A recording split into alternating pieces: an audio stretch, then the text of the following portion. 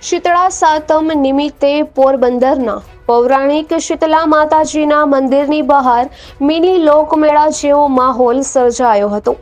મંદિરે દર્શન કરવા આવતા ભક્તોએ મેળાની પણ મોજ માણી હતી।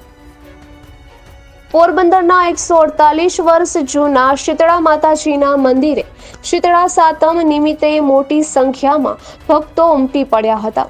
માતાજીની પૂજા અર્ચના બાદ લોકોએ શીતલા ચોક દરબારગઢ સામેના પાર્કિંગમાં મિની લોકમેળાની પણ મજા માણી હતી।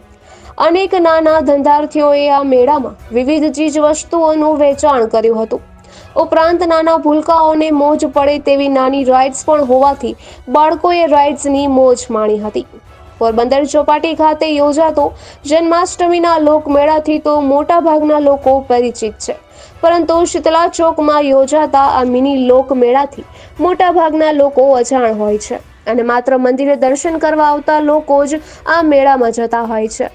અગાઉ રાજાશાહીના સમયમાં અહીં ભરાતા મેળાનું પણ ખૂબ મહત્વ હતું અને ગ્રામ્ય વિસ્તારમાંથી પણ મોટી સંખ્યામાં લોકો આ મેળાની મોજ માણવા આવતા હતા, પરંતુ દિવસે દિવસે આ મેળાનું મહત્વ ઓછું થતું જાય છે અને લોકો ચોપાટી ખાતે યોજાતા મેળામાં જ જતા નજરે ચડે છે।